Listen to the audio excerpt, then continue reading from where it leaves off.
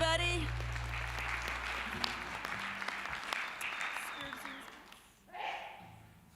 One, two, three, four.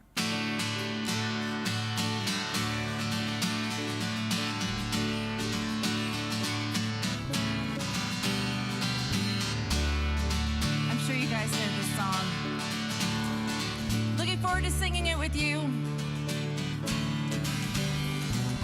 We have come together as a family.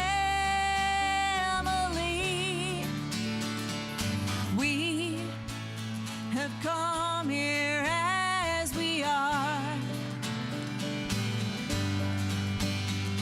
And we have come with arms wide open.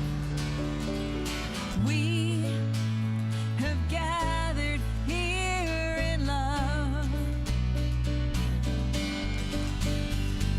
Spirit is in this, Spirit is in this place.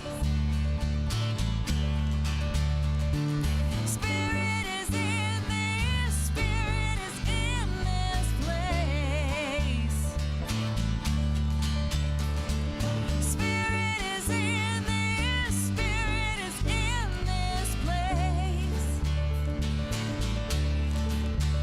Raise the roof with shouts of praise.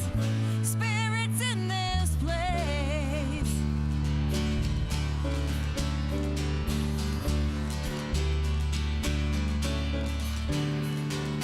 We sing in celebration.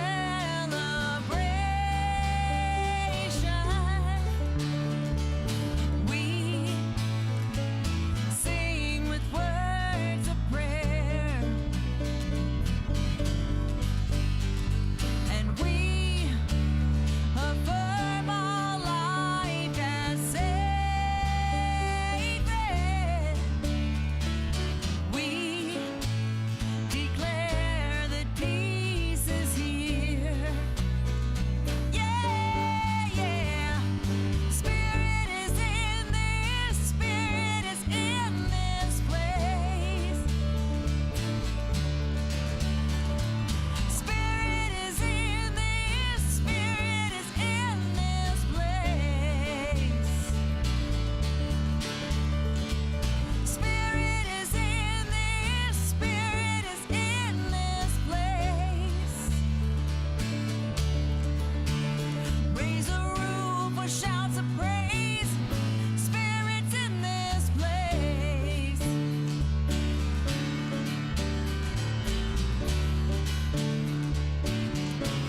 Let's sing it. Spirit is in this, Spirit is in this place. Ooh. Spirit is in this, Spirit is in this place. Spirit is in this, Spirit is in this place. Raise the roof with shouts of praise. Spirit's in this place.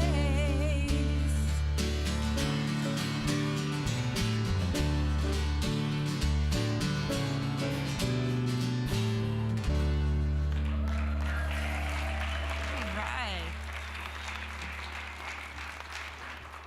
Raising the roof. Sounded great. Great to have you back, Denise Rosier. Yes. Yes. Welcome back, Nick and Scott. We missed you last week. Martha is at the keys, so we are blessed to have fabulous music team that we do. I am Trish Morris. If I haven't met you yet, I hope to meet you soon. I'm serving as your spiritual leader here at Unity Spiritual Center, Denver. Yes, with these shoes on, because it's Halloween, so I've done it. So welcome, those of you who are here in person, those of you who are watching virtually. I want to welcome you to this space and to the virtual sanctuary. If you're new here for the first time or second time and haven't checked in at the welcome desk, please do so. There's more information about us and how you can plug in at the welcome desk, as well as a coupon for a free gift in the bookstore. And if you're watching online, you can also go to unitydenver.org and select Connect with Us and let us know a little bit more about you as well.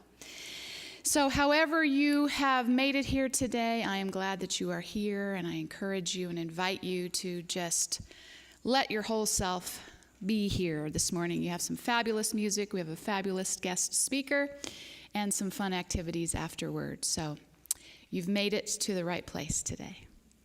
And I don't have a ton of announcements because a lot has already happened, can't you tell? But I do want to put a shout out to the group who did the Wiley and the Hairy Man play last night.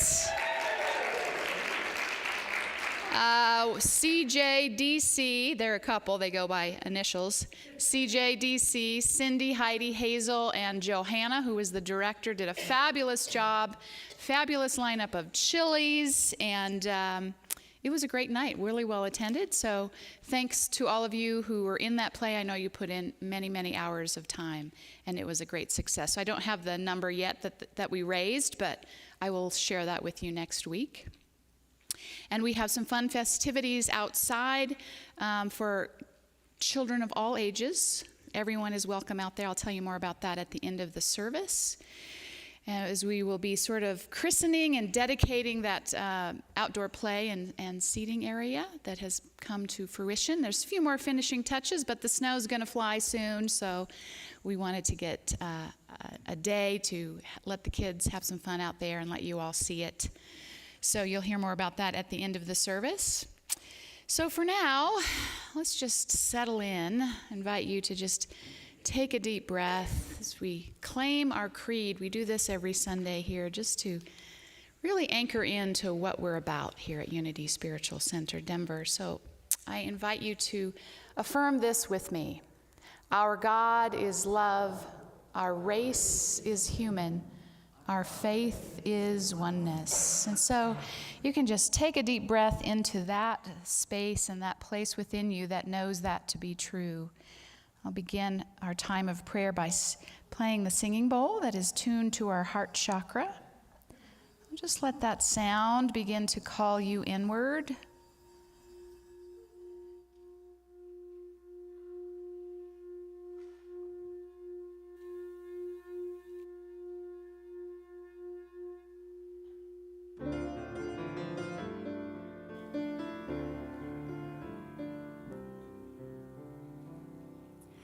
Surely the presence of love is in this place.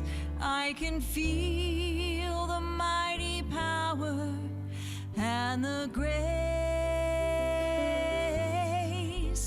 There's a holy hush around us. I see glory on each face. Surely the presence of love is in this place.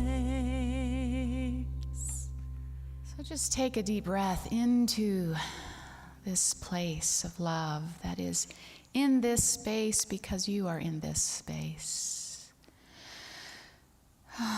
So we invite our bodies to relax, our minds to slow down. So we just drop into our heart space, connecting with that idea that we are expressions of the divine life, divine love, right here, right now. So no matter what may be going on in our life, for this moment, we focus on that truth. And let all that we can imagine, God, divine life, love, intelligence to be, to imbue our mind and to know it as our own. And in that space, we create some breathing room. So take a breath. Let yourself be here right now, connecting with and claiming the truth of who you are as an expression of the divine. And as you do that, as we do that, more possibilities open up. There are infinite possibilities in the mind of God. And so we connect with that. We're open and receptive to the guidance, to the peace, to the love and understanding that is available to us when we turn within.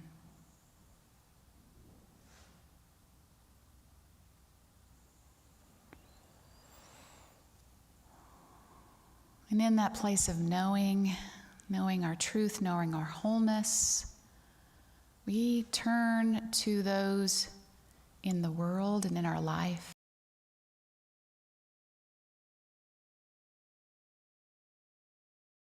and the truth and the light and the love that they are.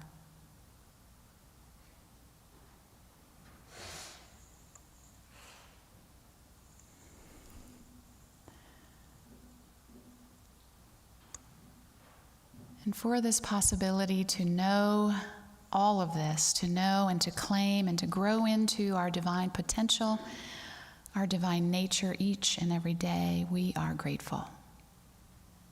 And so it is. Amen. Take it away, Denise.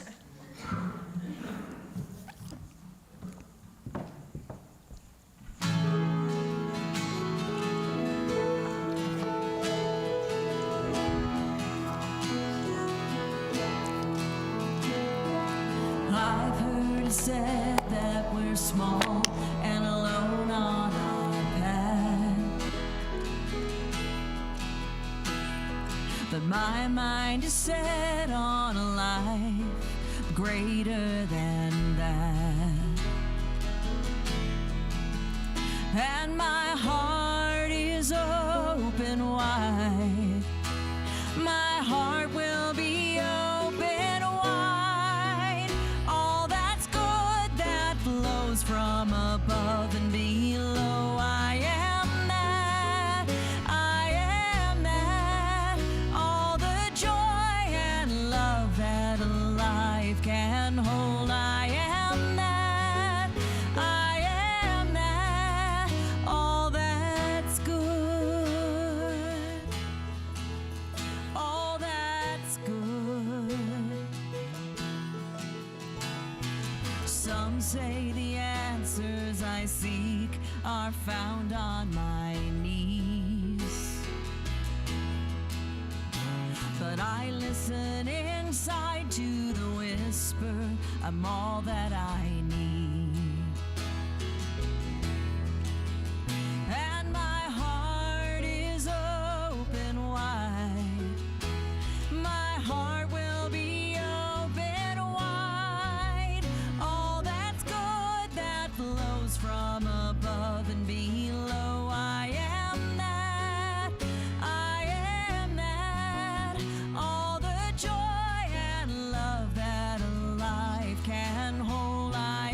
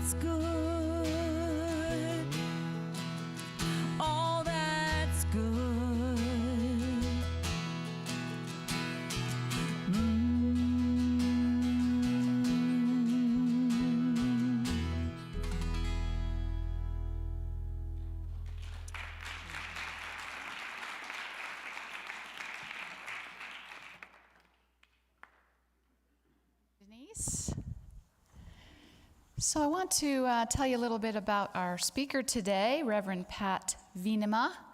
Was here in town actually leading a prayer partner training for 4 different spiritual centers, churches, unity centers here in the Front Range.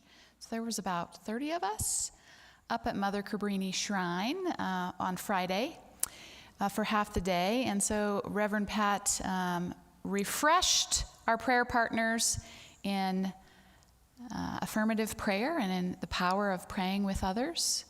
She had the, well, I would say it was a privilege of spending 20 months serving Silent Unity while she was in and thereafter in seminary at Unity Village. So she knows a little bit about affirmative prayer. She'll be sharing some of that with us today, I'm sure. And also spiral dynamics. She's really studied a lot about spiral dynamics and teaches both prayer and spiral dynamics as an adjunct faculty for Unity Worldwide Spiritual Institute, and also has founded her own center, Unity New Vista Learning Center in Chapel Hill, North Carolina. So she's offering a lot of learning, SEE classes, workshops, retreats, and so she was already in town, so I said, Pat, what are you doing Sunday morning?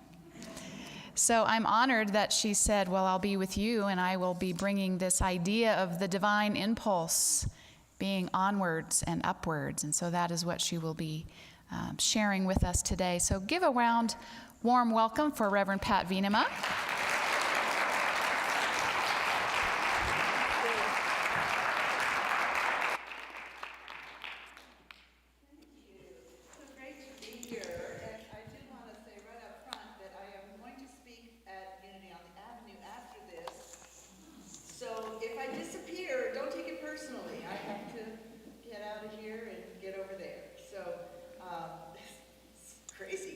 Yeah.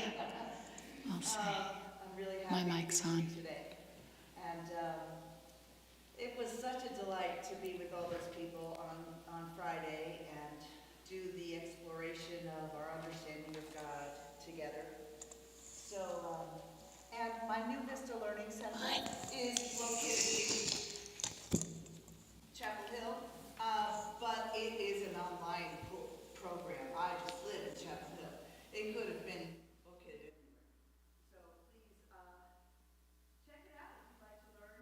Take some classes with me. Some are the SEE classes, and some are spiral dynamics and other things. Enneagram, I also like to teach. NewVistaLearningCenter.com. So today, and because I'm so interested in spiral dynamics and the evolution of consciousness, I wanted to play around with that and help you understand that actually Charles Fillmore talked about the evolution of consciousness too.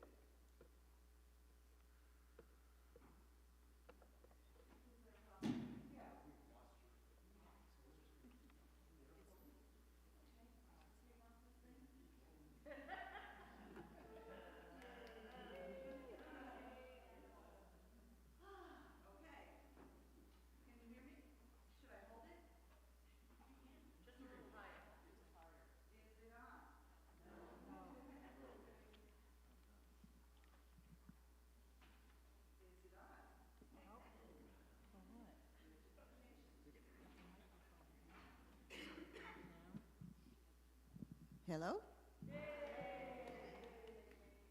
Okay. So I'm going to play with an affirmation that I'm going to say. It came out of Charles Fillmore. It's big, flowery, lots of words, but we're going to play with it. My desire is the onward impulse of my ever-evolving soul. Say that with me. My desire is the onward impulse of my ever-evolving soul. Okay, so I'm going to play with that because this is really what helps me understand. I tie unity into spiral dynamics. Spiral dynamics did not come out of unity. It's a model of the evolution of consciousness that came from a sociologist, and it's applied to business, community development, conflict resolution, and so forth. But at Unity Institute, we've found it to be really applicable to helping us understand how we are evolving ourselves and how unity, the movement, is part of the evolution of Christianity. And I teach the history of Christianity at Unity Worldwide Spiritual Institute. We often see that although it's just one religion, it has evolved over the centuries, and especially when people like the New Thought folks came in and introduced this very strong idea that we don't have to be mired in guilt about our sin, but that we are originally wonderful. And that's a real evolution of consciousness from the earlier Christianity. So evolution has taught us that there's this onward and upward trend in nature. We see it in the biological evolution, where we know that, some small microorganisms got more and more complex and more adaptable to their environment, so that little swimmy things sprouted feet and climbed into the land. And so it's an onward and upward kind of trend of being more complex and more able to affect their environment and to meet the needs that are presented to them, more and more equipped to handle the changes of life. And we're also seeing through the spiral dynamics model that we have done that in our consciousness as well. Humans have evolved over the millennia of the 100,000 years that we've lived and walked on this earth. We've moved into different levels or stages of awareness. This is true of children to adult as well. And child psychology and developmental levels, sure enough, we go from the baby to the toddler to the grade school to the high school to the adult, and we have different stages of maturity. And the spiral teaches us that really what it is we start out with a very small worldview. This is where it gets hard to hold a mic because I use my hands a lot. We start with a really small worldview, and it grows and grows and expands and expands. For example, think about the little baby. The only thing the baby is concerned about is that primary caregiver and surviving, right? And then as they get past that stage, they start to socialize and they start to interact, and you see real smiles and giggles. And then you see them knowing their tribe, their family, and feeling like that's who they belong to and who they are. And then they go to preschool and they meet a few more people and they start to trust others, and their community expands, their worldview expands. And on, as you can imagine, the kindergartner in a bigger school, and then the middle school and the high school, a bigger and bigger community, a larger and larger worldview. And so this is what we're doing with spiral dynamics, also parallel with human culture. We started out as the very small unit of the hunter-gatherer, and we go into the tribal unit, and then a larger tribe as the tribe grows, and then national identity, and eventually, as we really mature, we can see we're part of a global community. And so spiral dynamics the word spiral comes because we keep coming around, and it's a spiral that keeps maturing. So we might seem the same and coming around to the same challenges, but we meet them at a higher level of maturity, okay? So that's a little bit of what spiral's all about.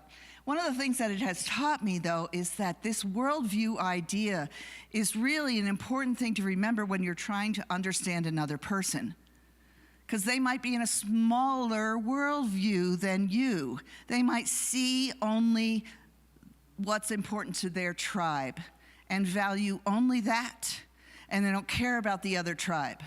They just want their tribe to succeed. Or you might, and that if you can remember that, then you can put yourself in their mindset and understand where they're coming from.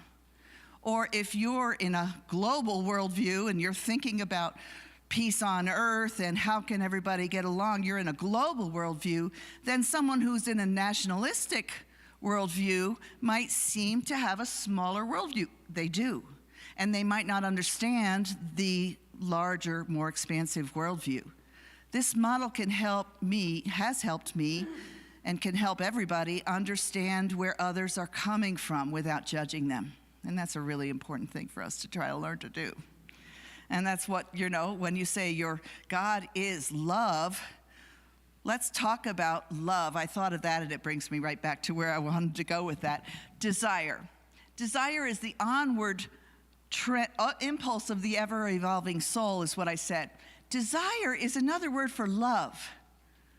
Although, we have to be careful because desire is also very often driven by a desire for power, or a desire for stuff, or a desire for love in the sexual love, or a desire to control others. So desire is what we practice with our spiritual journey. We practice to watch that desire and measure it with our wisdom and discernment to know if our desire is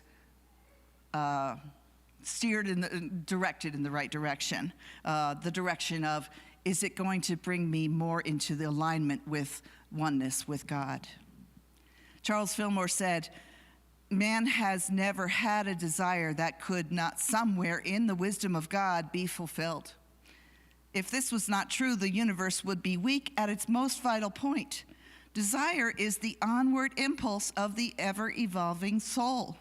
It builds from within outward and carries its fulfillment with it as a necessary corollary. So desire must be fulfilled, and we keep moving with motivated by our desire toward the fulfillment of our desire. We could use that onwards phrase as well as upward phrase. Charles also said it's upward. Every impulse or desire of the soul is a prayer.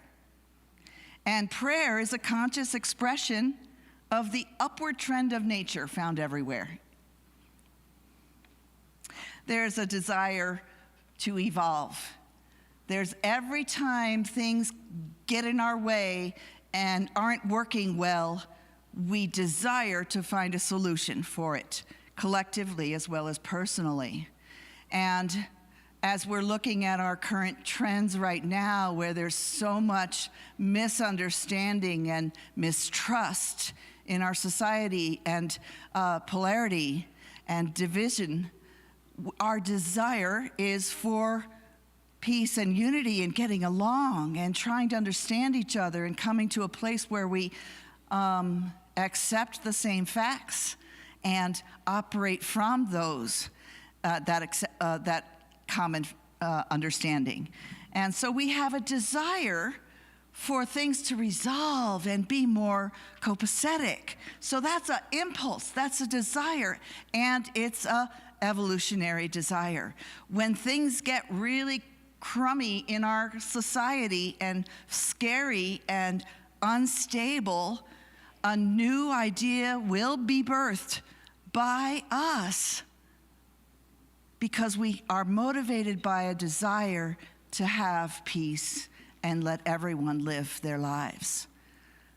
So we are actually birthing right now in this chaos that we're having. Like, COVID is a chaotic time. It was like when it was at its peak 2 years ago, we were all in fear, right? We were just, wow, what's gonna happen? How many are gonna die? It's so sad, it's so scary.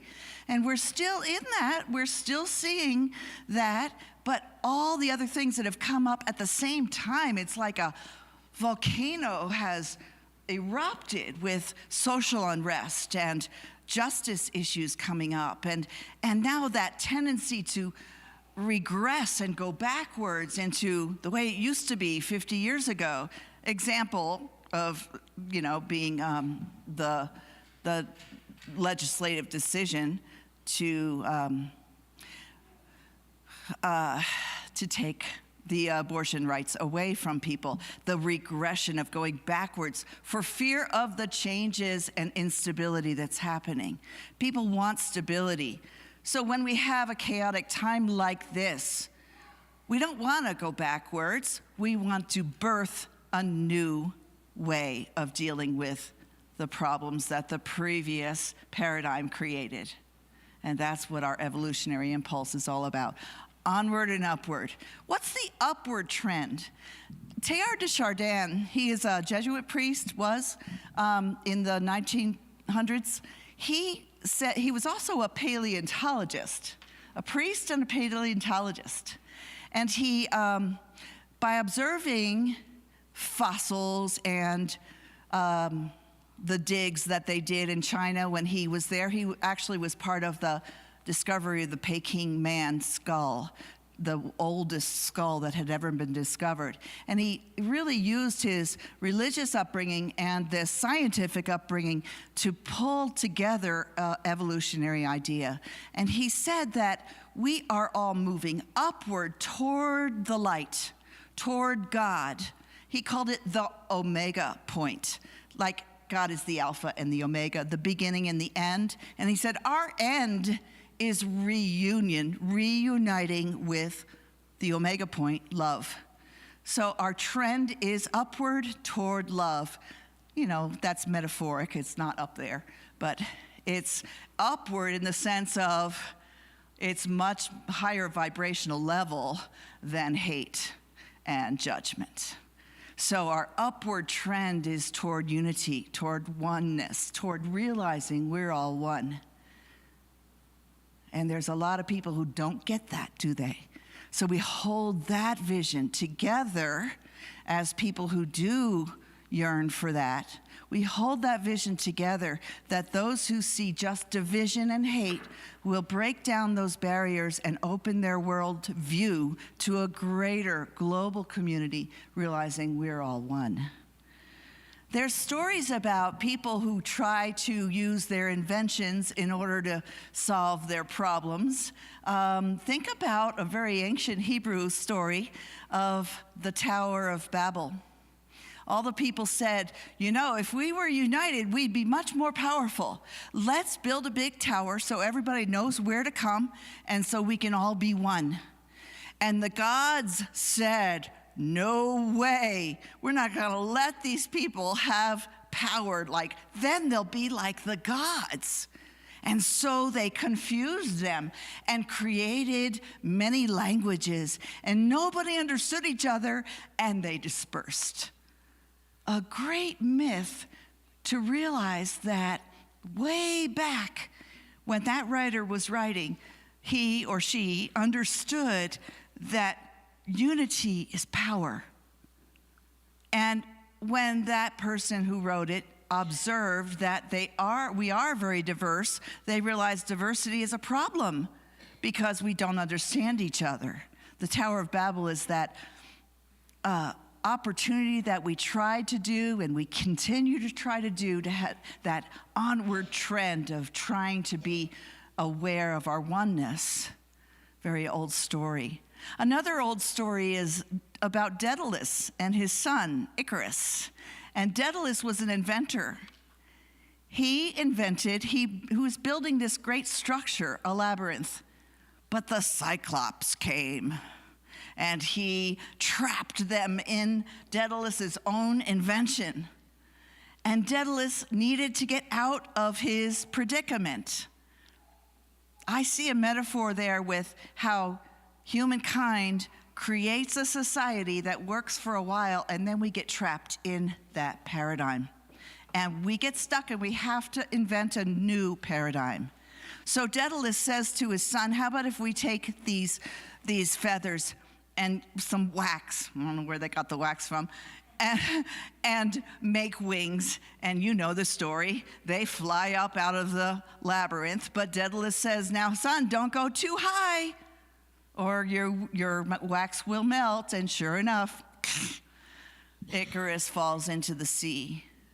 I see that story being about human ingenuity, trying to get themselves out of the stuck predicament they're in by finding a new solution. And that's what we are doing now in this chaotic time. We are shifting into a new paradigm that we don't even know the answer to the solution to the problems we've created yet, but we're getting there. We're awakening to that idea. It also has to do with a story about Jesus. When Jesus it's probably a parable about Jesus, when he was in the wilderness and the devil came and tempted him. Who knows what that devil was, but when I read it, I hear ego in there. Ego says, "You're powerful. You could jump off this cliff and the angels would catch you and keep you from harm." And Jesus is an example of incredible spiritual self-discipline. When he sets it aside, he pushes aside that egoic thought and says, my powers are not about proving how wonderful I am.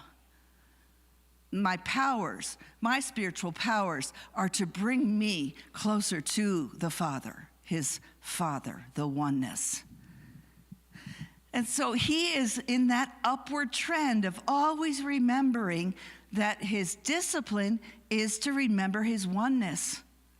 And that's our discipline too. That's why we call him our way shower, because he showed us the way to say no to the ego temptations, those little ideas that say, oh, I'm so powerful, and realize it's not just me, it's that higher self of me that is powerful, that God self that is me, in me, all around me. Those stories can help us realize that we're always moving, we're always finding different solutions to how things can be more powerful, more into the oneness of our thoughts. But so it's about expansion, seeing a bigger worldview, but it's also about contraction, that divine paradox of two opposing things like the yin and the yang.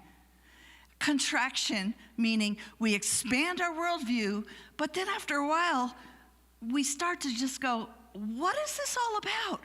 I want to go within. I want to dive into what's really meaningful. And it's that feeling of contracting, letting go of all the peripheral stuff and moving into releasing ego as well and moving into oneness. Like nothing matters but my spiritual discipline and the joy that it brings. It's funny to think that discipline brings joy, but as you've done it, you know that's true. Because it frees us from worrying about what other people think about us or comparing ourselves to others or how much wealth we have. It's more about measuring our wealth as in terms of our satisfaction with life and the quality and the wealth of our life and our well-being. This longing for God is ancient, and we define God in different ways depending on our worldview and our stage of consciousness. Listen to this psalm from King David. Now, King David was a warrior king. You know, he's the guy who killed the giant with the stones. He was a warrior, not only a shepherd, but a warrior, and in a warrior frame of mind of that time of our human consciousness.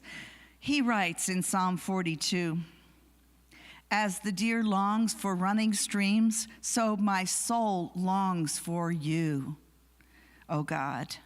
My soul thirsts for God, the living God. When can I enter and see the face of God? Do you hear that longing? A little later in the chapter, I will say to God, my rock, why do you forget me? Why must I go about mourning with the enemy oppressing me? It shatters my bones when my adversaries approach me, when they say to me every day, where is your God?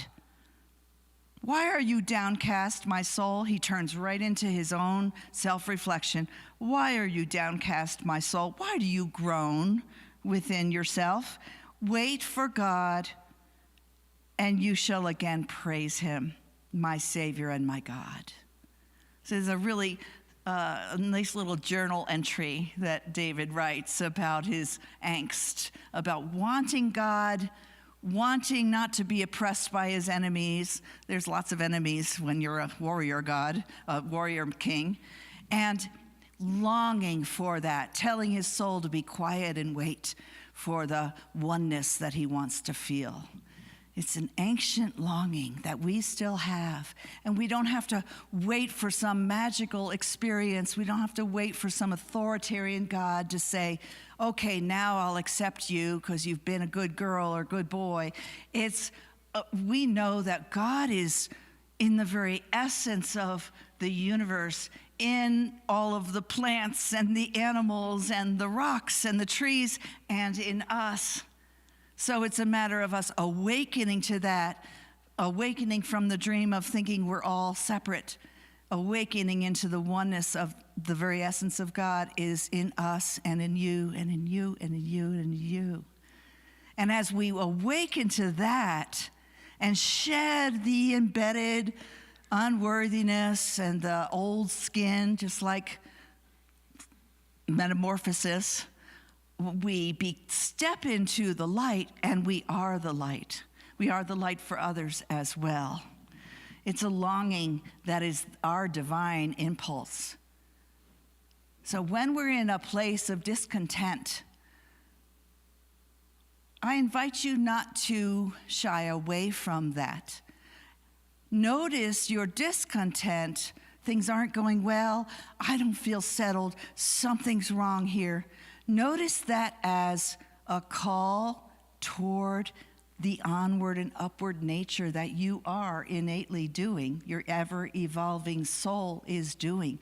You're at a place of restlessness, then it's time to explore into a higher understanding of yourself and your God, love.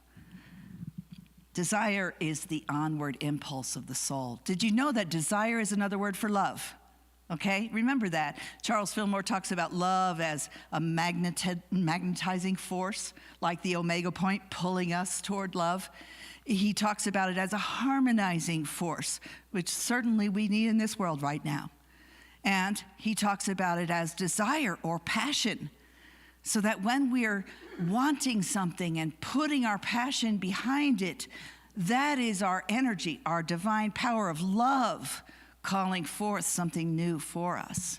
So use your innate power of love as desire and focus that desire on let there be peace on earth, Because what's the next line of that song?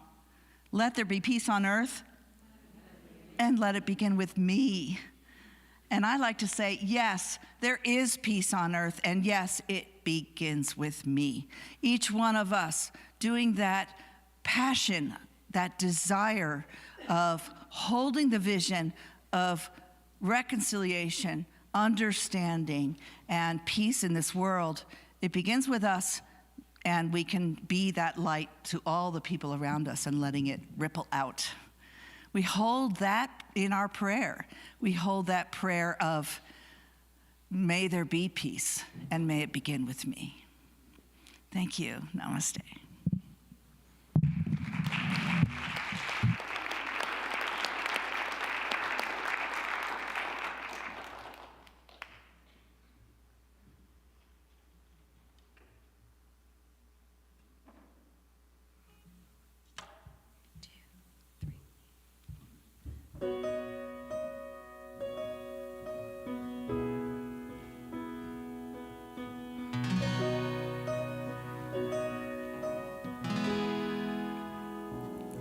I am made of the light that hung the stars in the night,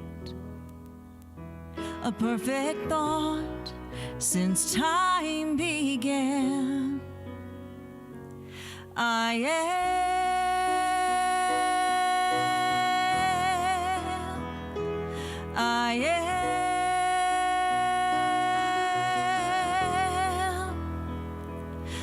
am one with the love that's holding all of us. Its power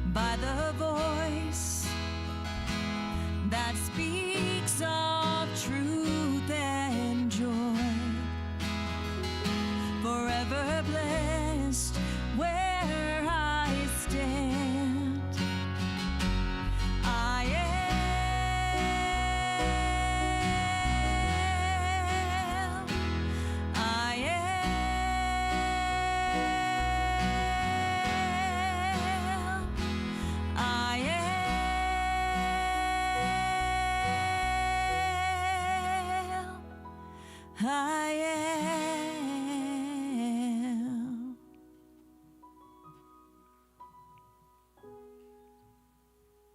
Moment. We give ourselves a moment to be centered. Take a deep breath in and let it go.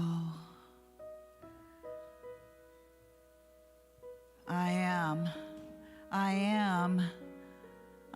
one with God. I am the light of the world.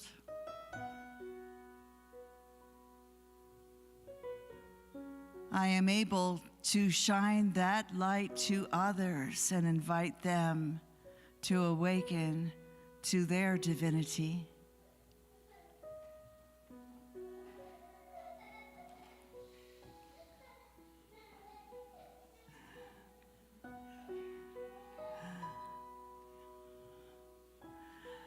And we're grateful for children. And in this beautiful time of being together, we celebrate this community. We see it ever evolving in an onward and upward trajectory toward greater manifestation of God here on earth, love here on earth, peace,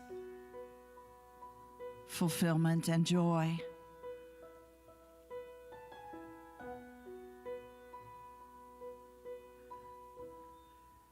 Desire, your passion, is the onward and upward trend of your ever-evolving soul.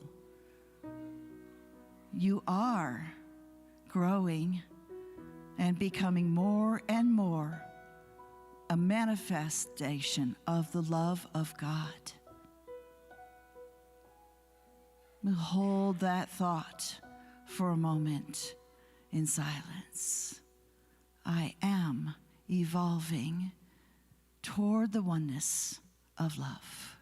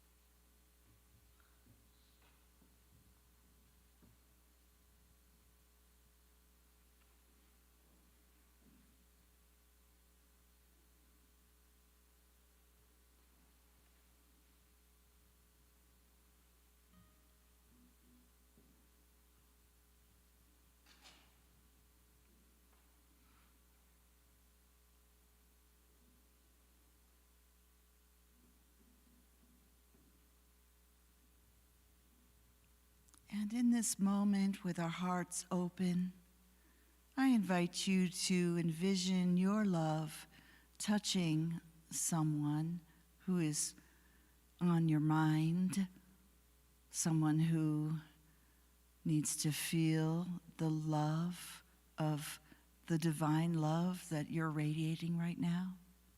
Perhaps a whole group of people who are suffering, and sending that love and light to them,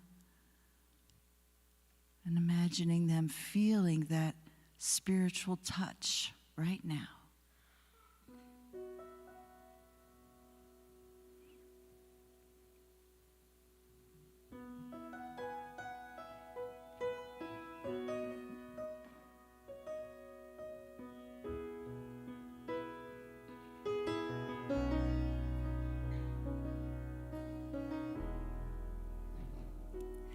I am made of the light that hung the stars in the night, a perfect thought since time began. I am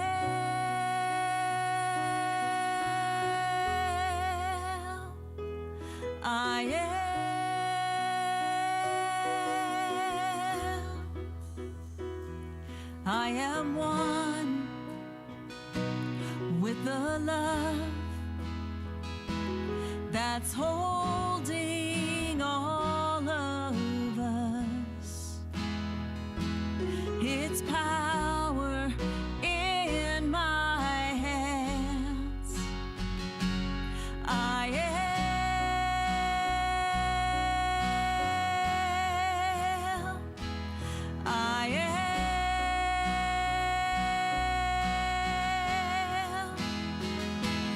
I am called by the voice that speaks of truth and joy.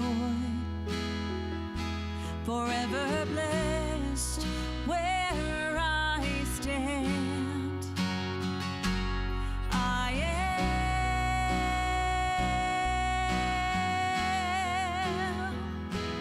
I am.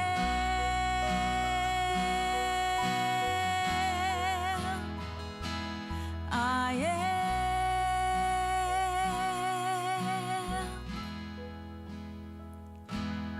I am.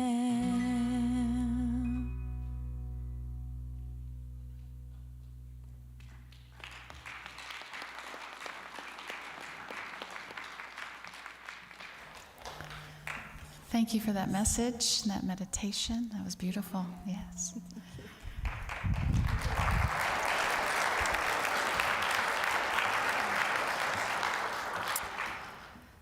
So, just bring your awareness back to this time and space. This is the time in our service where we would collect the offering.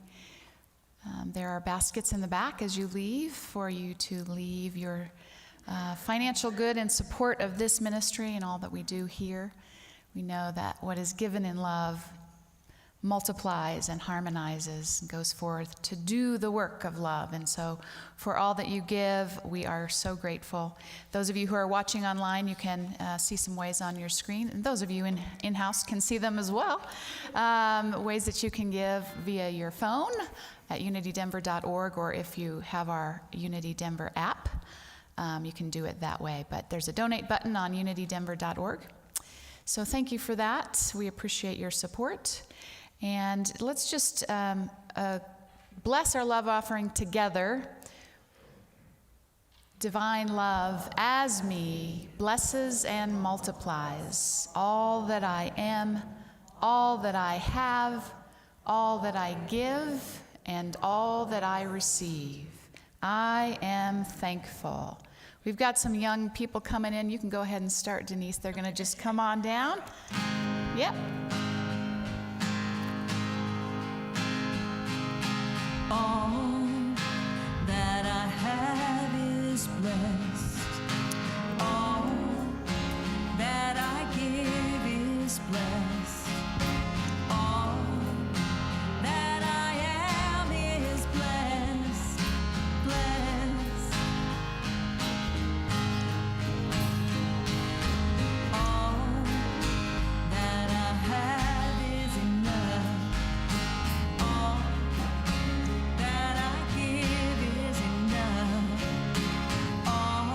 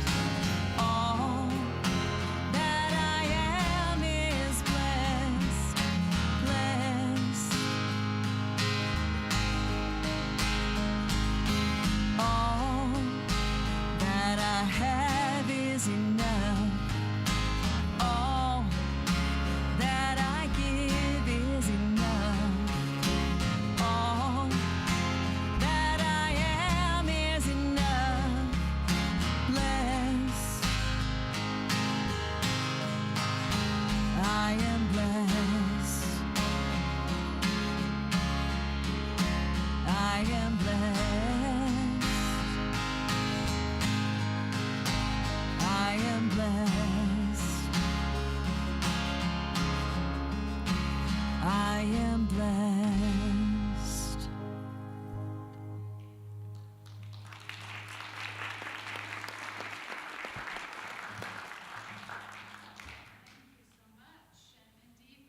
Blessed here at Unity Spiritual Center Denver. We are, as I mentioned, christening and dedicating the outdoor play space today. Anybody excited about that? Yeah. I want to thank some people who made that possible in a minute, but I want to first just share with you how that came to be. You know, I have been here for 20 years, and for 15 years of that, there has been some conversation about a play area outside, needing to have one. Where should it be? Should it be over at the house because there's already a fence, but there's also a shed and a giant tree, and someone lives in that house. So how do we want to do it? And we have that side, the space on the west side of the building that seemed like it's right outside of the children's garden, but that would need a fence.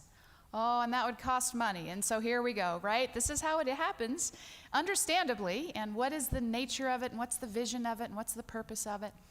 And so finally, this past year, our Reimagining the Space team said, what would it take to make that happen?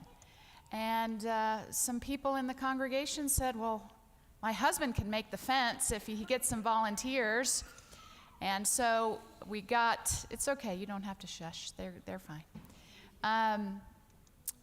Some volunteers to support that effort, and lo and behold, we have a fence. So yeah, I want to just acknowledge that the vision and purpose of that space was really to have a place where children could play, but also one that is centered in a natural playscape. So there are natural elements, it's all repurposed and recycled, and it's also open to and then when they're out there, we can't hear them. That's not true. We want to be with you. It's also open for all of us. There's tables out there. There's some really cool tree trunk stools.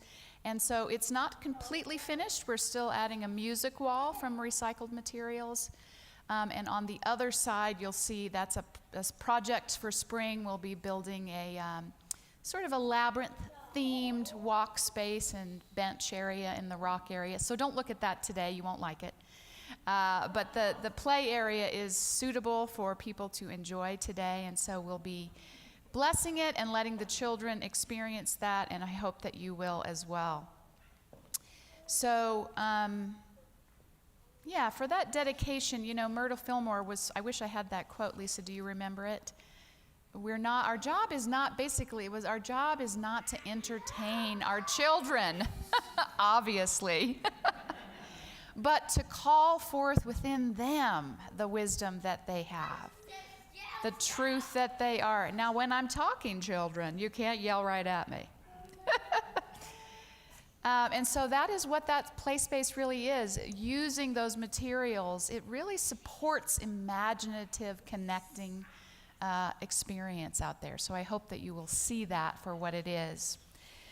So now I'd like to call so as I said, there was this vision. Reimagining the Space team had it, took it to the council. The council said, we can make part of the money that we are collecting for the Pandemic Recovery Fund be part of what will be used to support that space.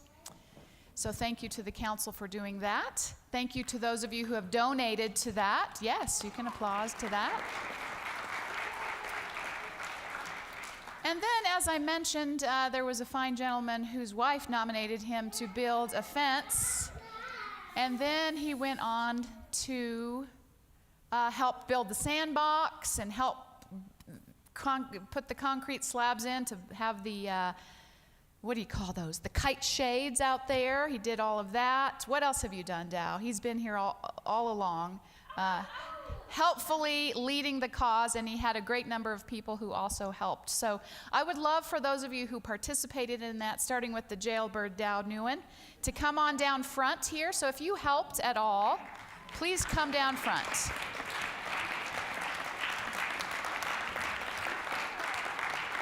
Yes, anyone at all. Deb, you were here. Don Boatsom's in the back. And so, I don't know if you have that video that you can play while we're doing this. Can I get you kids to help me with something? So these are all the people. How many are there? 1, 2, 3, 4, 5, 6, 7, 8, 9, 10, 11, 12. Yes, can you help me give one of these gratitude cards to everybody who's up here? Can you help me? Lainey, or do you want to help me? Each of these people who helped. Robin, do you want to help? Gets one card. And on the card is this fabulous poem that says, the poem is entitled Labor of Love. Oh, sorry about that. Labor of Love, and it says this: there is no better life than a life spent laboring at love, exerting effort, not because we have to, but because we believe that what we are bringing into being is valuable and we want it to exist. By Moira Weigel. I can tell you that the majority, other than Dow, the majority of these people up here who did this all have grown children or do not have children of their own. And they yet saw the value of creating this space for our young children, which really is the future of this congregation. So we are glad that we have this space. We are glad that you are here. We thank you so much for your labor, for your love, and for your dedication. Today, to bring it full circle, I see him right out there. Today, outside, when you go outside, you can head out the south door. We'll have a food truck outside. And that food truck is run by the grandson of Jim and Charlene Lewis. There's Andrew Hewitt in the back. Andrew Hewitt he lives next door now, but has never ventured into this sanctuary. I said, come on over.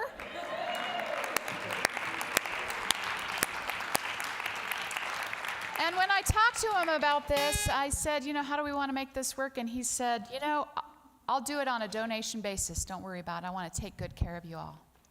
So to me, yeah. Thank you, Andrew. He's got to get to work. He'll be out there. Yes. But for those of you who don't know, Jim and Charlene Lewis were really pioneering ministers here at Unity Spiritual Center, Denver. Back in the 80s and 90s, they had 2 services with a full house. He did countless, we've lost track of how many weddings Jim did.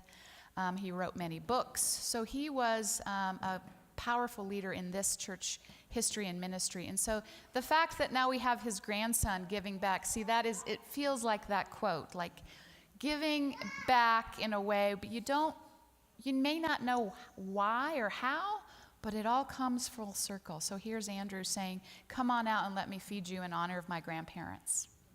So I hope you will take advantage of that. And everyone is invited and encouraged to use that space, to be outside as you are called to do so. I've sat out there already and had a couple of meetings. So it was lovely. And so to all of you who broke your backs, moving rocks and building fences, we are very grateful. So thank you all very much. And I have this for you as well. Okay. So we will close with a prayer for protection and head on out for some tacos and some treats. Is that right? Yes. And activities. Yes, there's activities. All right. The light of God surrounds us. I am the light of God. As light, I illumine my world. The love of God enfolds us. I am the love of God. As love, I live empathy, understanding, and compassion. The power of God protects me. I am the power of God. As power, I co-create a world of love, unity, equity for all. The presence of God watches over us. I am the presence of God. As presence, I stand in truth in every circumstance. Wherever we are, God is. Amen.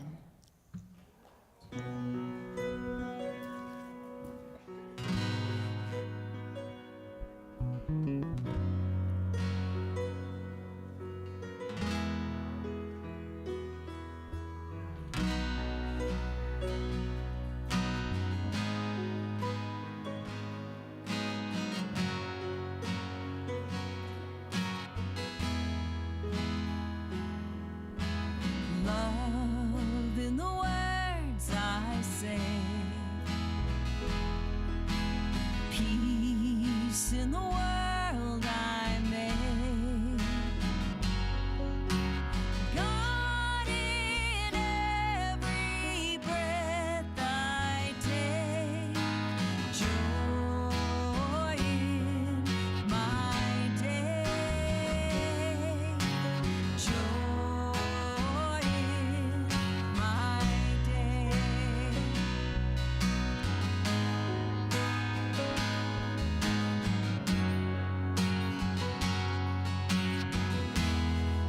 Love in the words I say.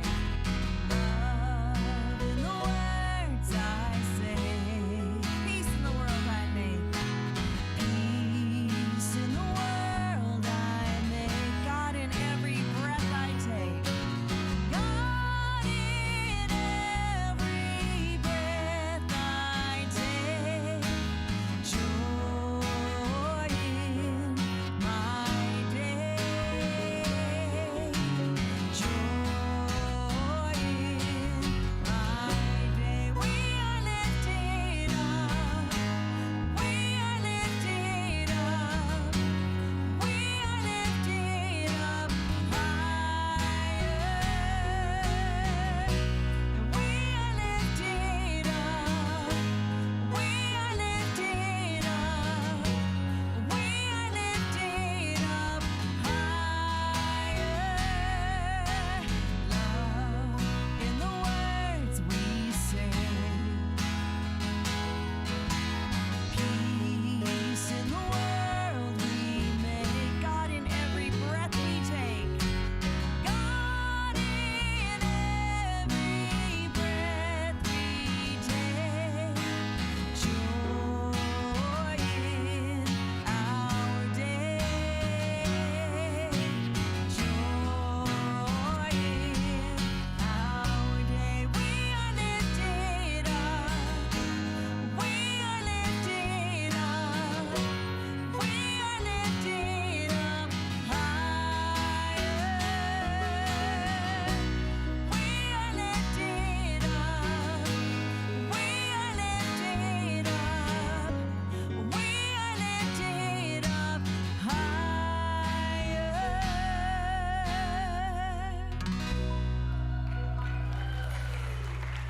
Bless you all. Have a great Sunday, everybody.